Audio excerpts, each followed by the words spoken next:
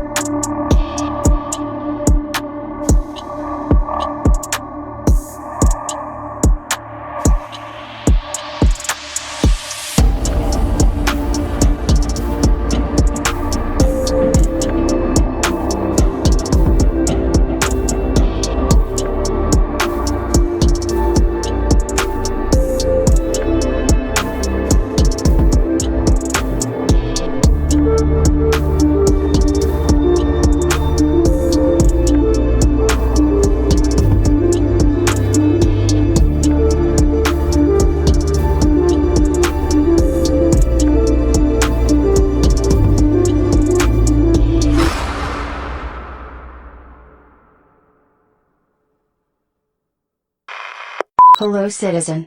Be advised this content creator is human and is therefore subject to human error. Any information provided by this content creator should be cautiously approached as it may be nothing more than allegation.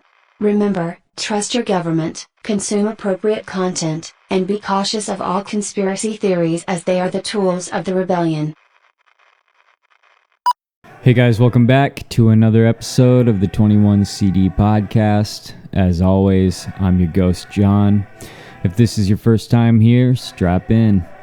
And if you guys want to support the show, you can do so by Googling this podcast and following me everywhere. Share me with your friends, your parents, your churches, your little cults, and all your little secret societies. Just share me everywhere. I also have a Buy Me a Coffee, and you can find the links for these things in the description. Okay, so today we're going to be talking about giants. And if you're a longtime listener of the show, you know that I'm an avid believer in giants, but I wasn't always that way. I believe that giants existed both in the way that they are described in legend and lore and in other ways. I'm not necessarily somebody who believes that the giant from Jack and the Beanstalk was real, or crazy massive godlike giants like can be found in ancient Norse lore. I don't really think they were necessarily real like that, but I do think that those stories are based on true stories a lot of the time, and interpretations of the giants that existed at the time of those stories, writings and influence, basically. I think they all are sort of those fantastical tales, I think, are, in reference to something real that happened.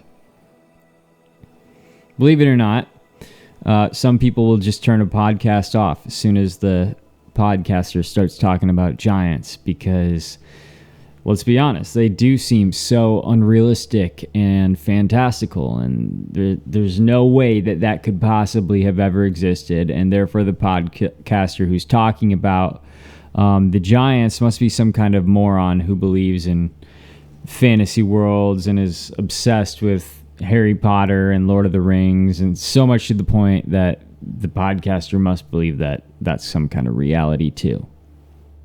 But listen, if you're one of those people, I can't even judge you because I was one of those people as well. I did not believe in giants, and I didn't enjoy listening to podcasters talk about giants. I thought they were so stupid and dumb. And I felt that way for most of my life. And it wasn't until I really started digging into the giants and why people believe in them and what sort of evidence there is to support their existence in the past, and maybe even into the present time. It wasn't until I started really digging that I began to realize that, holy crap, giants might actually be real. So if you're one of those people like me, past me, that just couldn't find it in yourself to believe in giants, I do urge you to continue to give this show a shot, because I might just be able to break through that armor a little bit and get you in a soft spot where you could possibly see how giants could be real. I have some bizarre ideas here, and most of them are influenced by ancient texts, nautical journals, the journals and writings from ancient explorers, legends, lore, religious texts, and archaeological discoveries. I did my very best to weed through all of the fake stories and try to find the real ones. You might find a little bit of modern discovery linked into this episode, but to be honest with you, most of this is actually coming from writings and discoveries during the times that giants would have actually been alive. So that's kind of the first hurdle to really overcome, right? We live in this time where giants are not visible, meaning we're not seeing them around us at any given point. You don't walk down the street and just see a 20-foot tall guy, heading into the corner store to get cigarettes. That's not something that anybody alive has ever seen. So if they have, they're definitely not taken seriously when they talk about it. And I believe that 20-foot giants may still be out there and that they definitely existed in the past. I think they could be hidden if they're still alive. I think they could be hidden in the national parks and the no-fly zones. I think they could be under the ocean, and I think they could be in Antarctica, as well as inside the Earth itself, waiting to emerge. There's lots of places that giants can hide besides walking down the street, going to your local gas station to buy a scratch-offs or something, That's probably not where you're going to find them. But if that's really the only place you ever go, then yeah, you're not going to see giants ever. But that's not my evidence or my big argument for why you should believe in giants. Not even close, okay? Like I just said, most of the research that we have on giants comes from the time when giants were actually real. Real in the way that you actually might be wandering around in the wilderness and accidentally run into a tribe of them. They were also real in the way that they were an actual threat, like wild animals were. They were sort of known to form tribes and groups, and sometimes those tribes and groups would actually war with each other.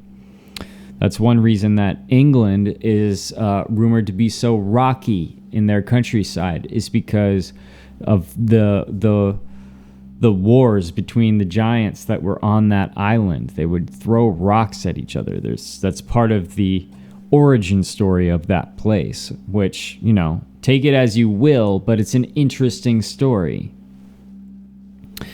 So, yeah, they were known to sort of battle amongst each other. These giants were able to form pseudo-societies as well. They built kingdoms and massive structures, and they may even be responsible for some of the megaliths that we see, like the heads on Easter Island, the Stonehenge, even the pyramids you could reference as a work of giant humans, perhaps. Ancient Egypt, when you look at their hieroglyphics, appear to have a great many giants in their past.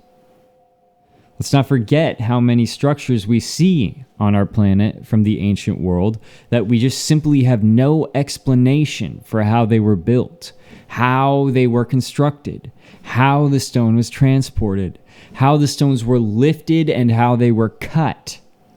These things are things that we theorize about, and we go to great lengths to describe with or without any evidence most of the time. Most of the time with very little or without any evidence, right? The only thing that separates those explanations from the explanation of giants or creatures that have since gone extinct, such as other Elohim, experimental creatures, is the fact that humanity can't find it in themselves to believe that giants could actually be real. Right? On both sides, whether you believe in giants or not, the origin stories for a lot of these megaliths and these fantastic structures and these unexplainable giant doorways and caverns and stargates, all that kind of stuff, a lot of the stuff that we've discovered underwater, it seems incredible and almost way too fantastic to give mere humanity the credit of those things as well. Kind of have to, pick your poison here. Let's not forget that stories and movies and books and toys, video games, all sorts of things like that are constantly filled with giants and mythological creatures. There are even concerts inspired after giants and godlike beings, such as DEF CON 1 and, of course, the Travis Scott concert that ended up proving to be deadly. Why do you think they have no problem filling our imaginations with giants? Isn't it interesting to know how most of the time giants are represented as antagonists or false gods or demigods or some kind of hybrid that really shouldn't exist? For instance, let's talk about Hercules. He's a demigod, not a full god, a hybrid. What a strange category of being to just fancy up by our ancestors. And even though Hercules was not an antagonist, as I was saying, most of the time, these giants are represented as beings to avoid. It's probably because there is a deeply ingrained bit of code within us that commands us to keep our distance from these creatures. They are evil because they are the Nephilim. It's a slow exposure to modern humans because we have sort of moved through time on a narrative that has no space for giants, none at all. Because they don't explain the origin story of mankind properly. The fabricated origin story that science has made up for us doesn't have any room for giants. How would they explain the missing link and all of that kind of stuff? The fact of the matter is, if you allow giants to exist, then you also have to acknowledge that there are a great many other creatures from fantasy that may have also existed. If giants existed, then how can we say that dragons didn't exist? How can we say that goblins and fairies and elves didn't exist? And then how can we say that angels and God didn't exist? This is exactly where you have to get. You have to get to that point right there. You have to allow yourself to ask the question, how do we know?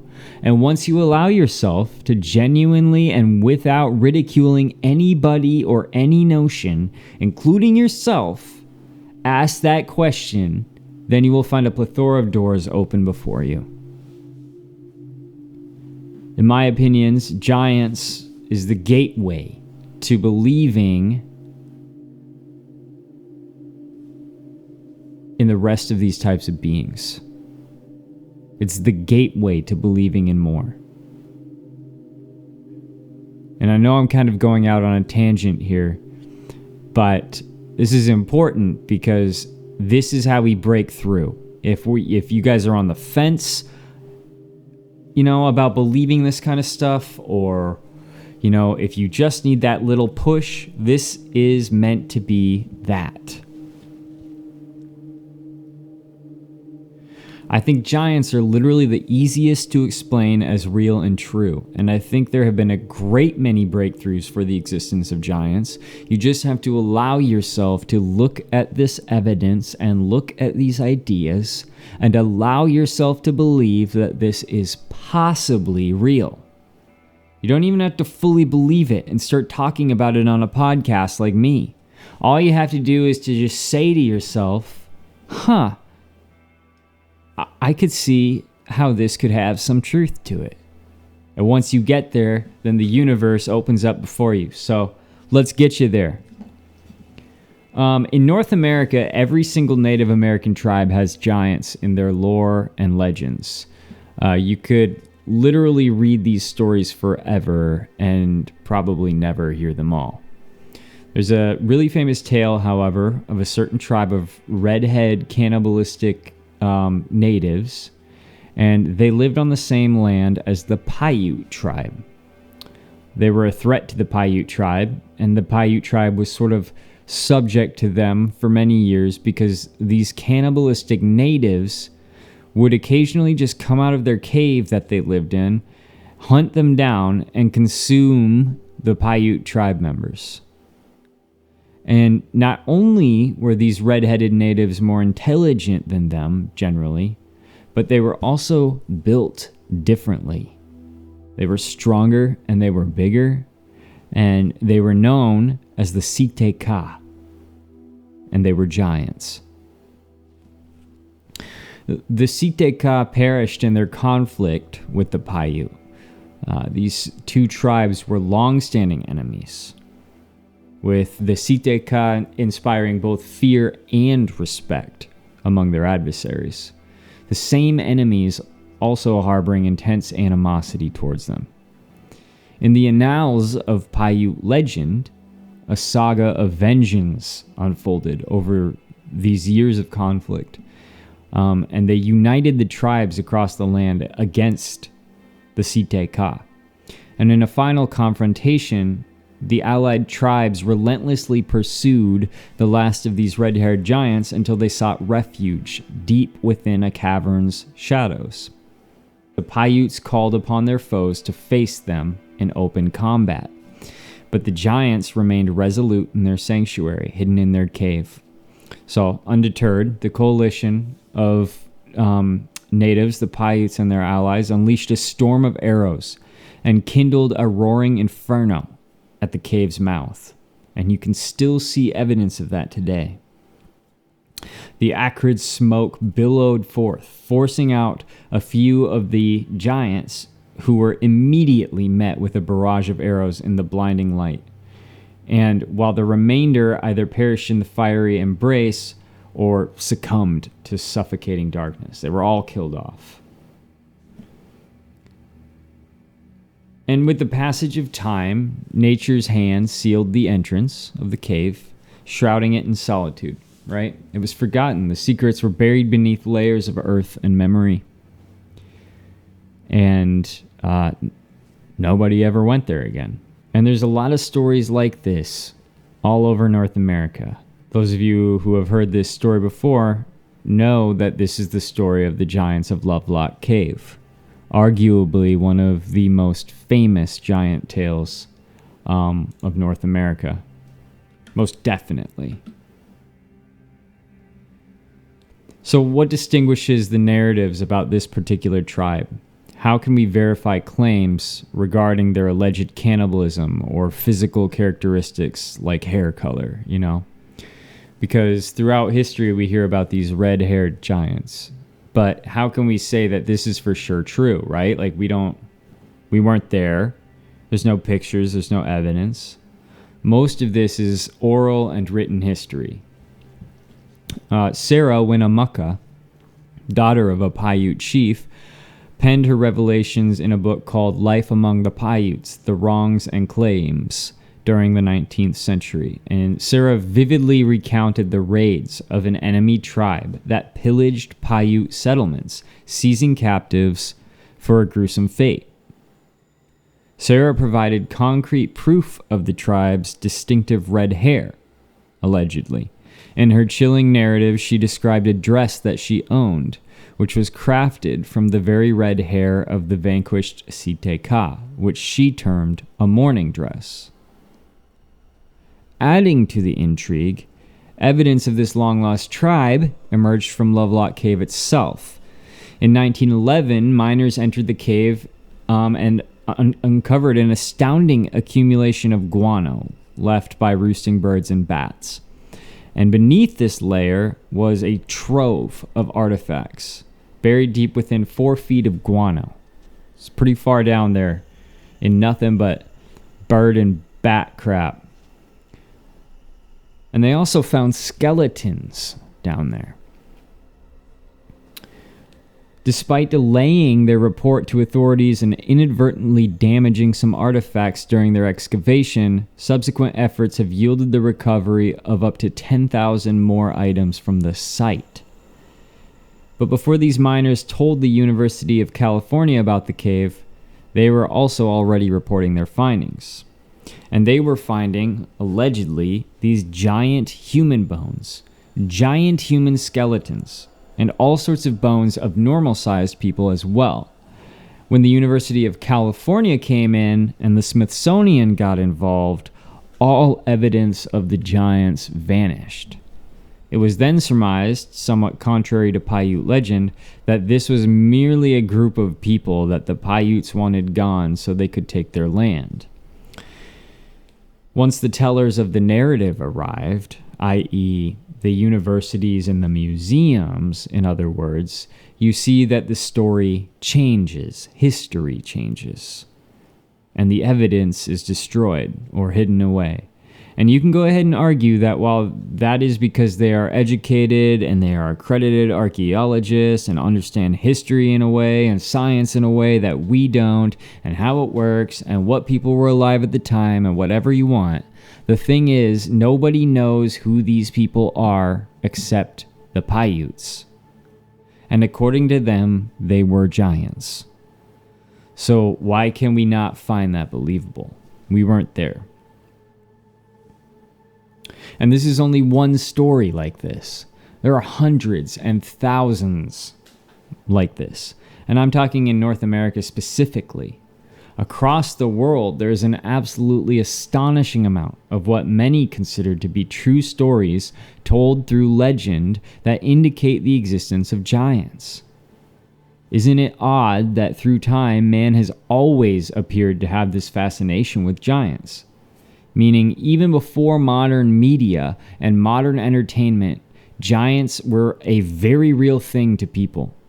They read stories about them, they told stories about them, and they feared them, especially in the medieval ages and further back. And they were akin to dragons and other monsters that you might happen upon in the forest or the vast expanses of wilderness. The difference is back then, they didn't see them as mythological creatures. So they believed with all of their heart and mind that those things were real. Explorers throughout the world, many of the explorers that I'm talking about are credited with exploring previously unexplored territories and writing books that people still study to this day. And they proclaimed rigorously that giants existed. We're talking about people like Magellan, people like Christopher Columbus, people like De Soto. They claim that these giants deeply impacted their journeys, that they were horrifying just to behold, and even hearing them would bring most men to a state of terror. They couldn't be trusted, and that they often turned on you, even after you believed you could trust them.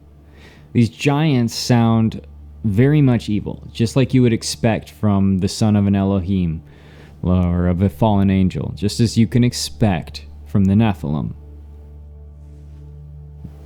These demonic hybrids of man. The Paiute creation story also mentions a race of beautiful giants that lived between the Sierra Nevadas and the Rockies. After giving birth to a deformed child, the giants banished the child.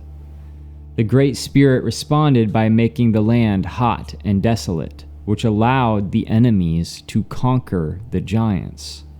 Only Paiute the giant and his wife survived the massacre. It's a really interesting tale there, because it describes something that sounds like a battle where other spiritual beings got involved. When it talks about the Great Spirit, it sounds like this is a real story of how the Nephilim were defeated in the land. This story makes sense. It's like a closer look at a big picture thing, which is, when the Nephilim left the land, when they died, how did it happen and where did they go? This is one very unique time where we can see a pretty vivid picture of what, at least one culture believes happened. Basically, so much incest amongst these groups occurred that they were giving birth to deformed offspring, therefore just sort of chucking them out into the land to go do whatever they are going to do. And so God, the forces of good, an archangel maybe, brought war to the giants because they were just sort of polluting this land with themselves, changed the climate of a place that no longer was efficient for these giants to survive in, and it in turn led to their extinction because the natives now had an upper hand and could kill them. That sounds like that's incredible right there. The Nephilim are also mentioned in the Bible in Genesis 6. Of course, many of us have heard this before. The Nephilim were on the earth in those days, and also afterward, when the sons of God went into the daughters of humans who bore children to them. These were the heroes that were of old, the warriors of renown, the mighty men. There's lots of different versions, but they all sort of say the same thing. They're mentioned again in Numbers 13, 32, and 33, as the Israelites prepared to enter the land of Canaan. So they brought to the Israelites an unfavorable report of the land that they had spied out, saying, "The land that we have gone through as spies is a land that devours its inhabitants, and all the people that we saw in it are of great size. There we saw the Nephilim, and to ourselves we seemed like grasshoppers, and so we seemed to them." Some scholars have argued that the fallen mighty men in Ezekiel 32:27 is an indirect reference to the Nephilim, as the phrase in Hebrew is somewhat kind of ambiguous. The passage is part of a description of the pit of the grave and states, and they do not lie with the fallen warriors of long ago, who went down to Sheol with their weapons of war, whose swords were laid under their heads, and whose shields are upon their bones. For the terror of the warriors was in the land of the living. And of course, the Book of Enoch. For those who don't know, it's an ancient Jewish apocalyptic text. It contains several references to giants and Nephilim. And there's a lot of debate about the validity of the Book of Enoch. But there is enough evidence for me to believe that at least a portion of the Book of Enoch is legitimate. So here are a few key passages. 1 Enoch 7:2 says, "And when the angels, the sons of heaven, beheld them, they became enamored of them, saying to each other, 'Come, let us select for ourselves wives from the progeny of men, and let us beget children.'" We'll continue on to verse 4. "Then they took wives, each choosing for themselves whom they began to approach, and with whom they cohabited, teaching them sorcery, incantations, and the dividing of roots and trees. And the women conceived and brought forth giants. And the giants who are produced from the spirits and flesh shall be called evil spirits upon the earth, and on the earth shall be their dwelling.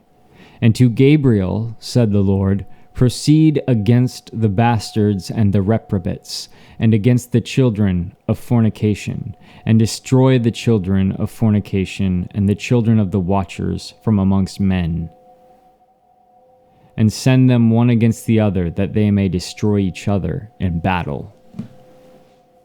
There you go. There's your string that leads back to these tribes dueling against each other, these tribes of giants that would battle it out amongst each other. These things had an unwavering appetite.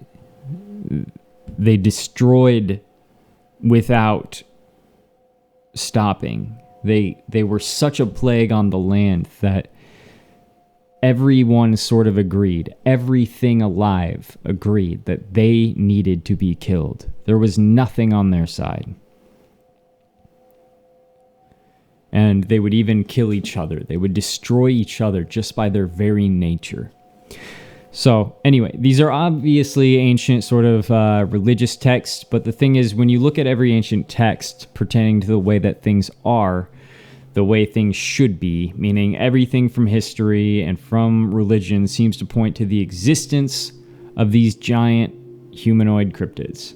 And I'm sorry to say, but I don't know how this could happen naturally, according to a view that doesn't believe in some sort of cosmic entity, some kind of god.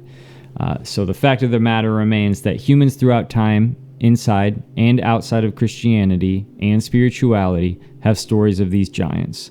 And it seemed like those stories continued in North America up until about 1922. In 1922, something happened with our narrative. And this is when everything started getting real shifty. Because between 1840 and 1922 in North America, there are thousands and thousands of written accounts, journals, stories, and newspaper articles describing these giant bones being found in North America. They were being dug up literally everywhere. And this is from the moment that we got here. We can read a few of these articles, and you can also just Google some of them yourself. Obviously, you're not going to find all of them anymore because of censorship and also just them getting lost in time and cyberspace. But it's insane how many accounts of this there actually were and still are. So let's read a couple articles here. Ancient burying ground uncovered. Skeletons found indicate that race of giants once lived on banks of Sycamore Creek. A prehistoric graveyard on Sycamore Creek, where the grade of the Verde Railway passes through, has been uncovered by a crew of laborers under the direction of conductor C.W. Corbin in performing certain excavations to improve the roadway. There has thus been revealed a very interesting situation that prevailed at some time or another in the physical makeup of a race, as is reflected in the massive remains that have been recovered and which are indisputable of a giant type of humanity that is bewildering to those of this generation. The skull of a human is in the possession of Mr. Corbin, together with a portion of the frame that would indicate one in life must have attained a height of at least 8 feet. And we could go on, but for the sake of time, you get the picture. Giant skeletons found. This was a special in the New York Times. Archaeologists to send expedition to explore graveyards in New Mexico where bodies were unearthed. Owing to the discovery of the remains of a race of giants in Guadalupe, New Mexico, antiquarians and archaeologists are preparing an expedition to further explore that region. This determination is based on the excitement that exists among the people of a scope of country near Mesa Rico, about 200 miles southeast of Las Vegas, where an old burial ground has been discovered that has yielded skeletons of enormous size. The article goes on to say that these bones had a frame that could not have been less than 12 feet in length. The men who opened the grave say the forearm was 4 feet long, and that in a well-preserved jaw, the lower teeth ranged from the size of a hickory nut to that of the largest walnut in size. Huge. Here's a whole article in the New York Journal Is this the ancestor of the American race? Discovery of an ancient giant's footprint in British Columbia raises an interesting question. And it's kind of hard to see here, but it goes on to talk about all of the giants and their sizes that have been discovered recently as of this article. Dr. Binion tells how to build a prehistoric giant. That's how they build dinosaurs now. So Dr. Binion is telling how to do it in this article, how they get the full picture of the giant as according to their discoveries. Just like when they build dinosaur bones or anything else that they pull out of the ground. That's wild. These are just a few of the articles out there. It's astonishing how many there are. I was trying to pick them and it was just like, they're a horse apiece. Like, they're all equally as bizarre and strange. And the most credible and accepted reason that these articles even exist in the first place, because I know you're probably asking yourself right now, okay, well, if they wanted to scrub the existence of giants existing, then they wouldn't have allowed them to be in the newspapers all over the country in the first place. And I do agree with that. I think there was some kind of battle going on, however, between good and evil, and it ended a certain way, or some Elohim took over power that wasn't in control previously, or I don't know. I don't know what it was, but something took place spiritually that bled into the physical world in 1922, and it stopped all this giant talk. But the most credible and accepted reason that these articles were allowed to exist in the first place, according to researchers today, is that they were some kind of comical fantasy sort of story that reporters would once in a while tell in newspapers just to get a laugh out of people. I don't know. To me, they both sound, again, equally as fanciful. Like, sure, maybe there is some secret organization of journalists all over the country who just make up stories about giants and throw them in newspapers. Or maybe there's just giants, right? And we're discovering their bones and we're digging them up. And it's freaking crazy, so that's why we're making newspaper articles about them. Like, which one sounds more valid to you? Because at one point there was proof, and now there's just not. It's just gone. It's pretty hard to take one over the other if you're being honest with yourself. Because you got to remember that not everybody could just write in the newspaper.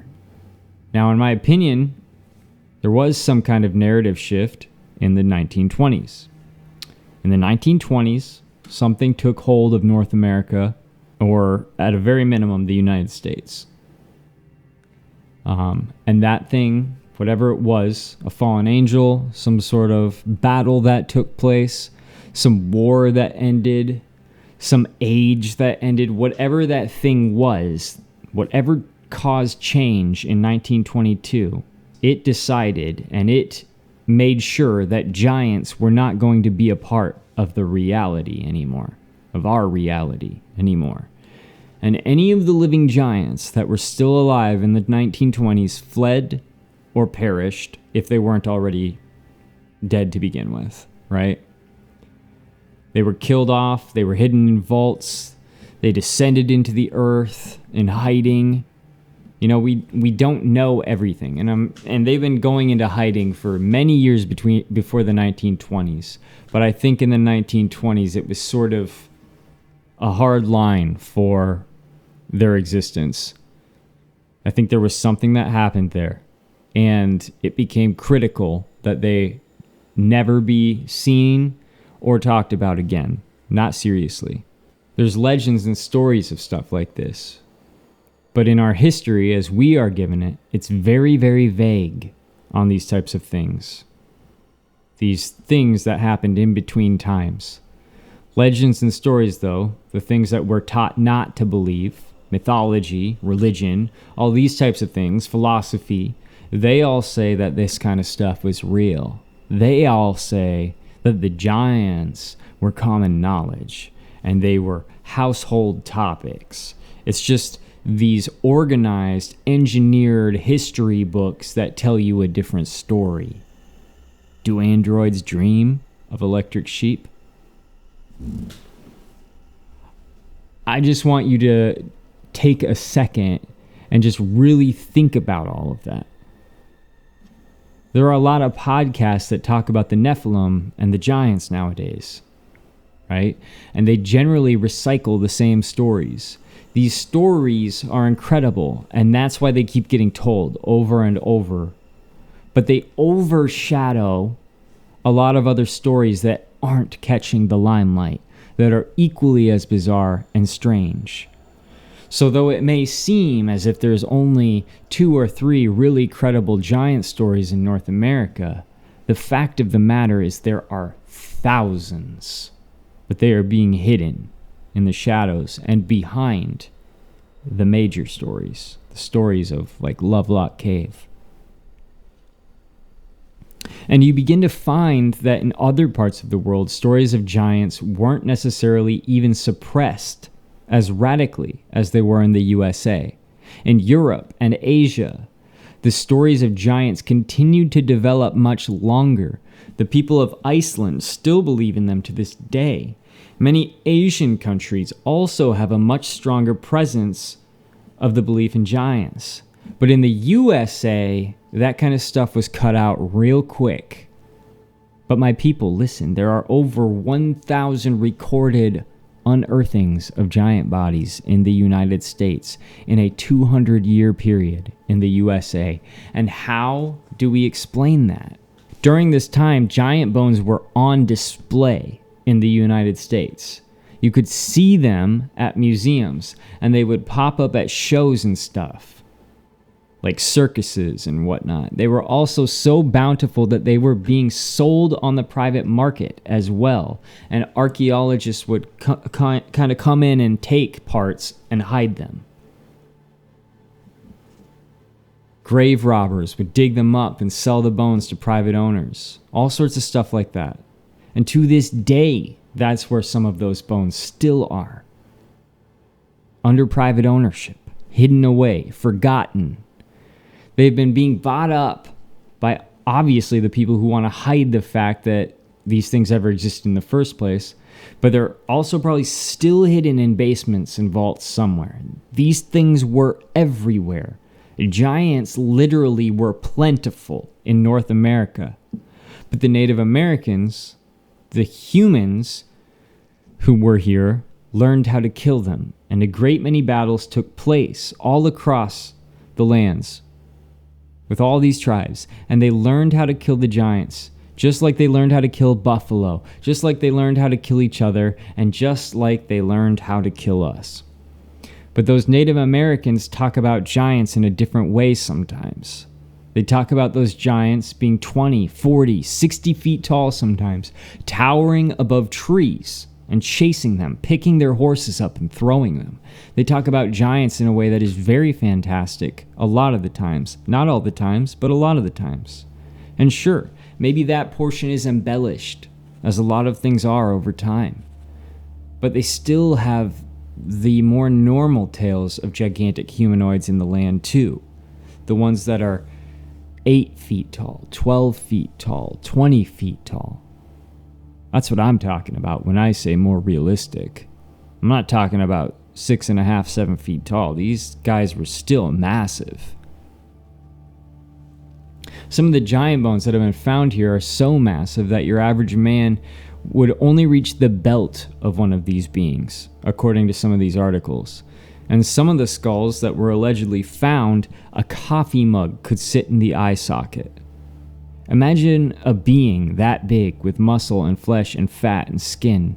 How big would that creature be? It'd be massive. That would be something like out of Greek or Norse lore. It'd be crazy. But they want us to believe that nothing was in the USA or North America at this time. All of the savages were just that, savages. And there were the Aztecs and the Mayans, but that was pretty much it. All these other little groups, they were just a bunch of savages, some subhumans. There were no great empires, there were no great societies or civilizations or trade routes. No castles or great buildings. All the towns were nothing more than little collections of teepees and mud huts. And that's a lie. That is a lie. It is the most criminal of lies. One of my favorite groups of people to study, the Anasazi, they vanished without a trace from the United States Midwest area. Nobody knows where they went. And I've got an episode on them that you guys should look up if you want to hear me talk about them. But I can go on for days, basically, about the Anasazi tribe. And archaeologists have found their bones broken and the marrow sucked out. Their bones were etched with weapon markings and knife scars. They were literally eaten alive. Their own skulls were used as pots to boil their brains in. And many believe that this could be one of the time where giants were running amok in North America, and this was some kind of great end to one of the most profound and incredible and massive civilizations in North America prior to the arrival of Europeans. And further north, venturing all the way to the Great Lakes, the Cahokia tribe also harbored a knowledge of giant humanoids in the land. Giant bones have been dug up out of Cahokia mounds, and these mounds were often the burial site of giants. And that's why the Smithsonian went in, and it began to manipulate the history of this country and of the world, but mainly of this country. And it began to literally pay farmers to dig up the bones and to send them to them so that they could have control of the bones, or to just destroy them altogether. The Smithsonian went on a witch hunt in these days for these mounds. They wanted them all gone, and only a few remain now. And there are some that haven't been found. I believe I know the location of one right now. I have an episode on the Smithsonian as well, because they're an extremely evil and corrupt corporation. The cult of time changers is undoubtedly run by an Elohim. There is zero doubt in my mind that the Smithsonian is directly run by a fallen angel. And it was this angel's task to permanently change the narrative in what would become the greatest nation on the planet until the end of days. The last empire to fall. Love or hate the USA, you cannot deny what she has become in such a small amount of time. This nation is not like other nations. The legacy is not over yet, but this is probably her final age. And that being said, her narrative had to be pristine and deliberately guided. If the USA was truly to call down the Antichrist, it would need to be controlled to the very cell. And that leads us to the biomanipulation of the modern age, where they give us cancer and test medication on us and give us strange vaccines and food colorings and fluoride in the water to see what all of this does to our DNA and our bodies and our code. It's not a new concept. It's not.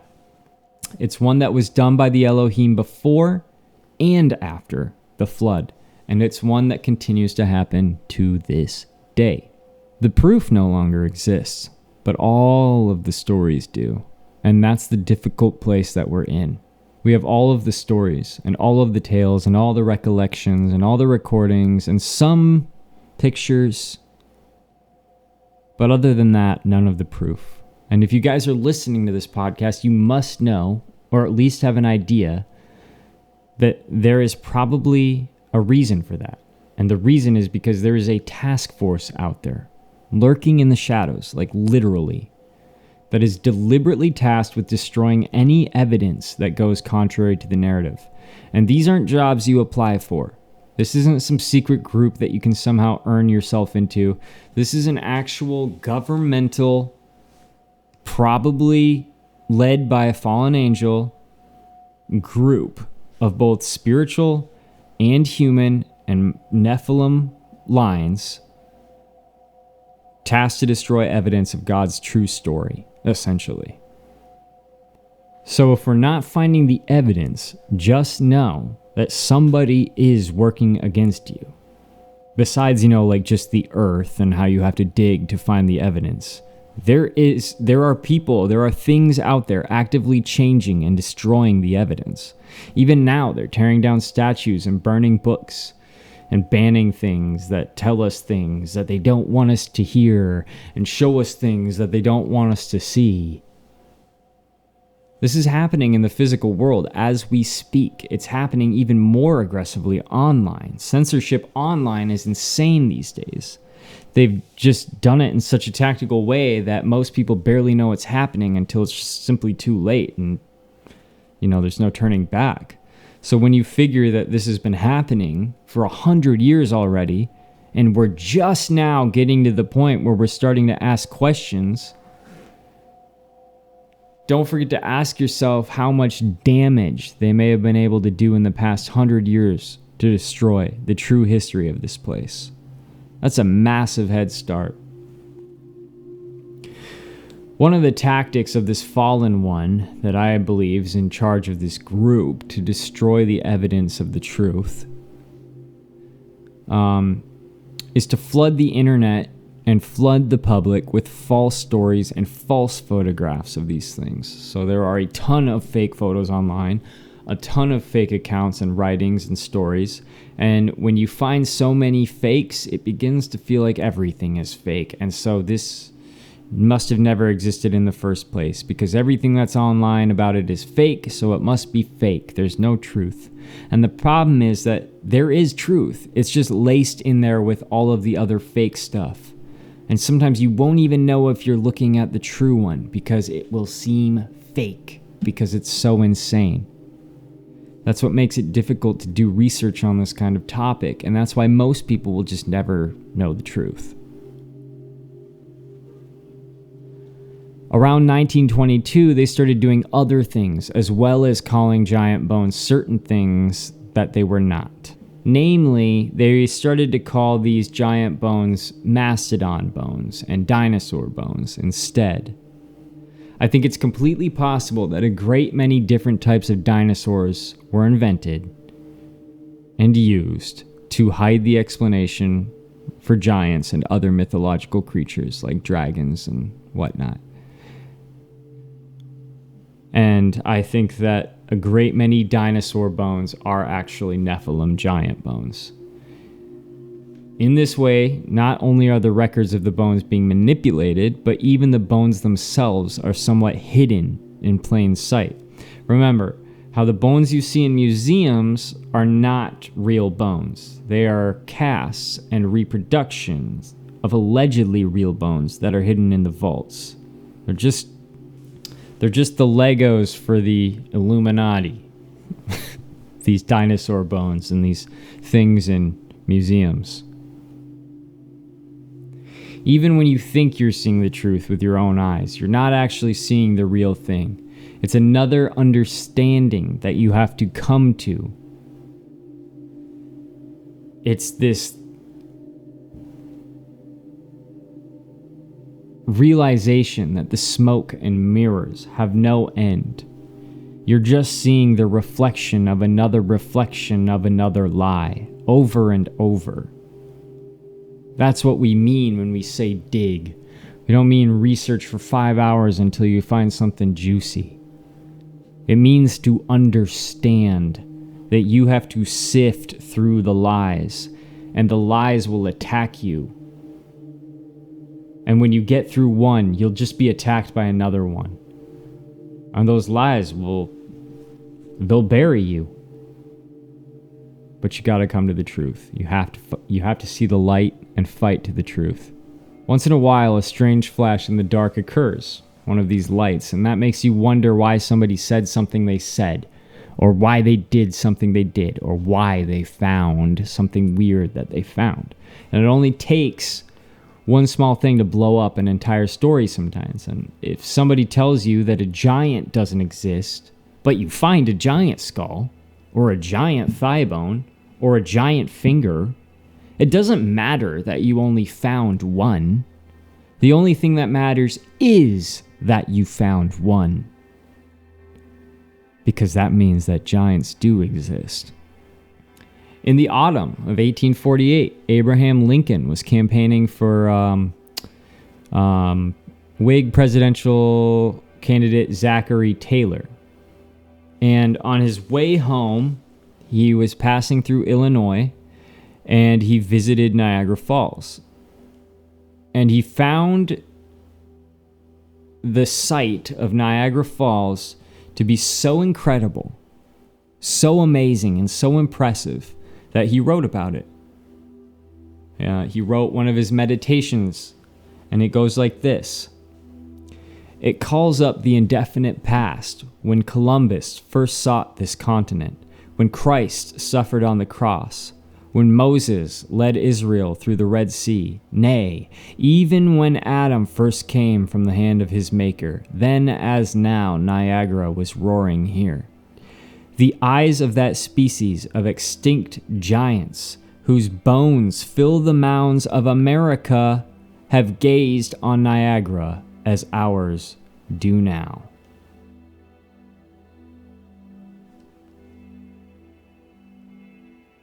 Why would he say that? Why would he say that? That's such a weird thing to say, Abe. My people, are you smelling what I'm stepping in? Everything that hasn't been destroyed is hidden in plain sight. Of course, there's the scraps of evidence in long-lost basements and vaults like we've already talked about. And yep, they're all guarded by armed men and alarms and demons, I'm sure. But consider that those things, consider those things like the smoking guns of the whole thing, right? That does not mean that there are no cold guns lying around to be discovered or ammunition for the gun that will inevitably smoke and will force the truth to be seen. So you got to get out there. You got to look for it. And you got to tell all your friends that giants really existed. Mounds, like the ones that Abe was talking about, Mr. Lincoln himself, are all over North America. There used to be a ton more, like we already said, but there's still quite a few all over the place. But none are as great as the Great Serpent Mound, the Cahokia Mound, the Monk Mound. These are some of the more notable mounds in this country. And of course, it's illegal to dig in all of these mounds, because first the Smithsonian paid farmers and grave robbers to dig them up, and now they'll put you in jail for digging them up. They win either way. There's no matter which way you look at it, the narrative still wins here. And I'm not saying we should be allowed to dig up ancient burial mounds. I just find it funny how the Smithsonian was able to Uno reverse on us after already Uno reversing on us. That's how deeply manipulated the whole thing is. Leif Erikson, the Viking from Iceland, who discovered America long before Columbus, mentions seeing strange things in this land also. According to Norse accounts, they encountered man-like creatures described as horribly ugly, hairy, swarthy, and with great black eyes. Leif Erikson recounted witnessing enormous hairy beings that towered over him and his men. These creatures were known as Skelring, and they were said to inhabit the woods. They emitted a strong odor and emitted deafening shrieks. Notably, Erikson and his crew distinguished these creatures as distinct from indigenous people that they encountered. And he said that they had multiple sightings of these huge hairy men. These are what are considered some of the first recorded findings of Bigfoot in North America. But there's nothing to say that they couldn't have been a clan of giants. And who's to say that Bigfoot himself is not a remnant of this Nephilim race of giants? Alonso Alvarez de Pineda, who was exploring at the same time as Magellan, and he was credited with much of the discoveries of the Gulf of Mexico and also the fact that Florida was not an island, but a peninsula. He's regarded as the first European to see the Mississippi River, and he describes how he found a race of giants in this land that we now call Texas. And he was so impressed by them that he named a river after them, the Rio de las Palmas, or the Palms River. The palms were a unit of measurement back then. And that's what the name was referencing. The amount of palms that the giants were.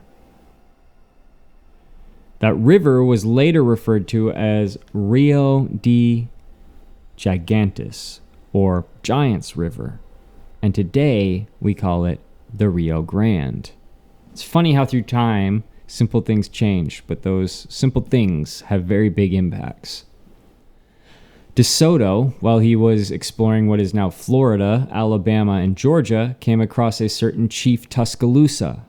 And according to records from the time, Tuscaloosa possessed a striking presence, standing over 7 feet tall with impeccably balanced proportions that could have made him a model of masculine attractiveness.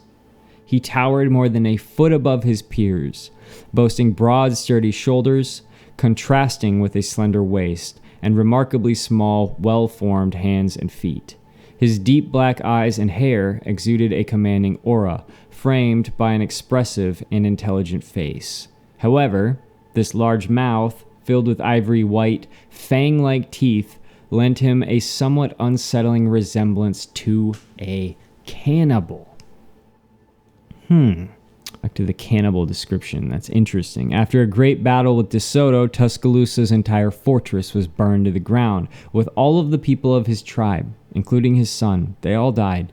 But Tuscaloosa's body was never recovered, and it's said that he is one of the last living relatives of the Blackbeard giant clan of North America, because there is this idea that exists that there were two major clans of giants in North America, and one seemed to have black hair and black beards, while the other had red hair and red beards.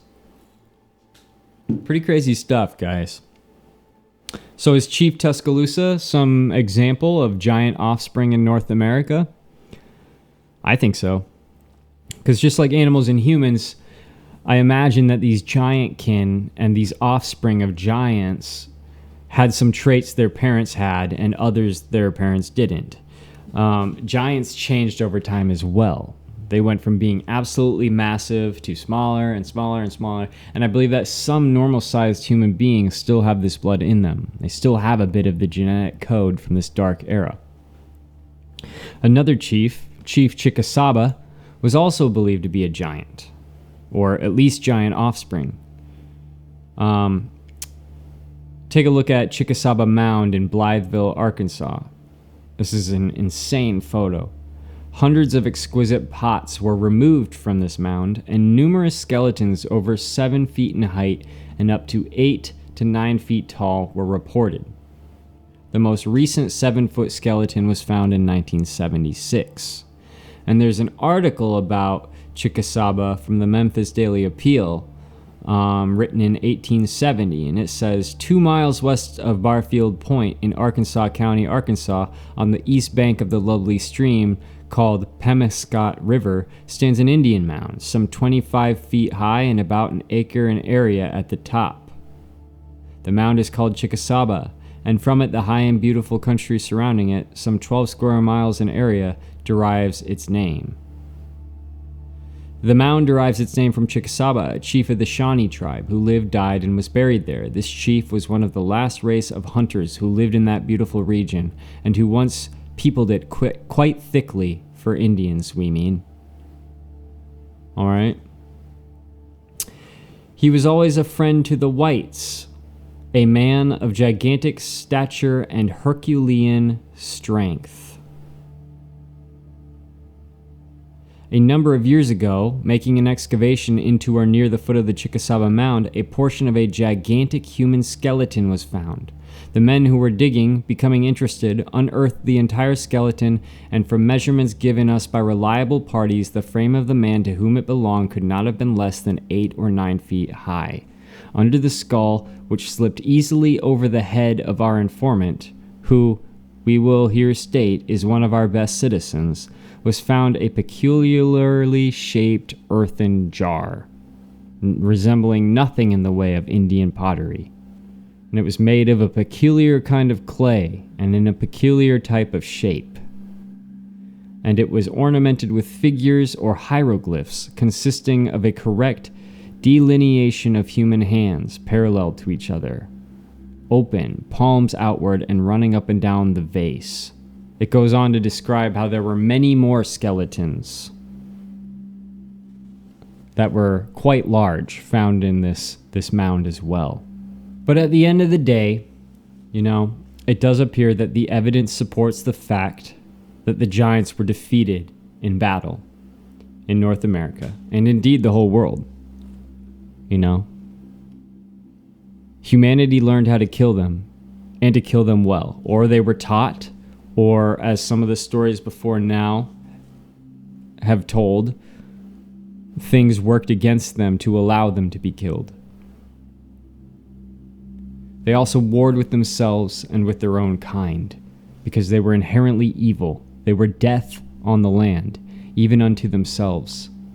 In extra-biblical literature, we are given a clear account of the fate of the pre-Diluvian giants.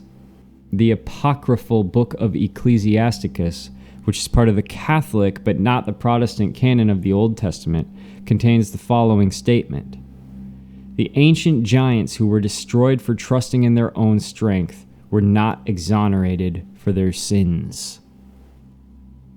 This statement suggests two things. First, the ancient giants possessed extraordinary might and power, and secondly, their destruction came about because they relied too heavily on this power. In biblical terminology, to trust in one's own might has both religious and secular connotations. Religiously, it refers to neglecting the power of God and relying solely on one's own strength, while secularly, it signifies the abuse of power, typically through violent oppression. The text does not clarify whether the giants destroyed each other or if they were overthrown by their victims, in other words. Further insights into the fate of the giants can be gleaned from the Hebrew text of the Old Testament. We can look to how the flood destroyed the giants. According to Strong's Hebrew dictionary, Hamas often refers to self-destructive violence. In Genesis 6, it's kind of noted that the land was filled with violence, and the word is Hamas, because of the giants. So, if Hamas means self-destructive violence, it kind of indicates acts of physical violence directed not only at others, but also towards oneself and one's own community. This suggests that the giants might have been on the verge of exterminating each other even before the flood, possibly through a type of civil war. And of course, that could have happened when they came back as well. This understanding aligns with archaeological evidence and oral traditions regarding giants, especially in North America. In the Midwest, two pre-Columbian civilizations, the Hopewell and the Adena, seem to have vanished suddenly, which archaeologists attribute to a massive battle between the groups. This scenario of self-destructive violence parallels the Old Testament description of the giants. Additionally, various Native American tribes have traditions of violent conflicts between their ancestors and ancient races of giants. Right here in North America. And years after humanity destroyed the evidence of all that, destroyed the very reality of giants, they erased it from history. And they did it almost without even knowing they were doing it.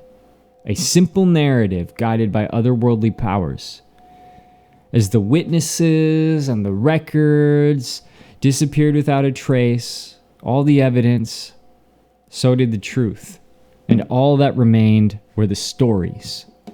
And that's what brings us here. My people, I only scratched the surface of this topic. I feel like I'm letting you down because I didn't say enough about it, but the fact of the matter is, I crammed as much into this episode as I could.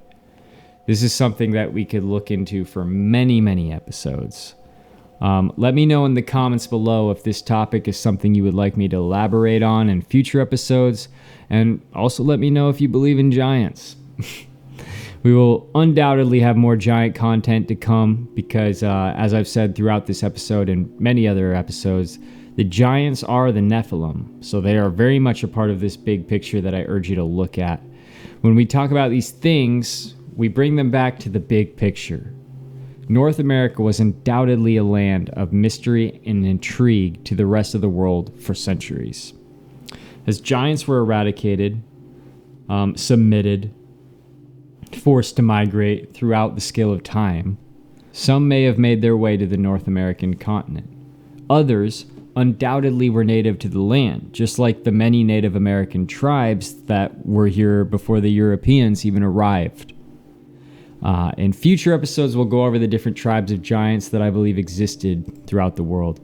The North American giants in this land helped shape it to what it is today. We can't forget that North America is just as ancient as the rest of the planet. North America did not start with the creation of the United States.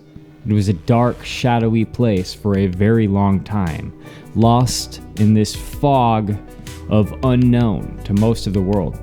We have no idea what was taking place here before the Europeans arrived, but it was incredible, and it was, for the most part, unrecorded. The stories that exist from those times only now continue with the Native American tribes that remain. And to discredit that history, a lot of which contains stories of giants, in my opinion, is a crime against humanity. Thanks for tuning in, everybody. It was a great episode. I hope you all had as much fun as I did. Don't forget to like, comment, subscribe, and share. And you can buy me a copy if you really like me. I'll see you next time on the 21 CD podcast. And remember, don't drink the water and question everything. Later.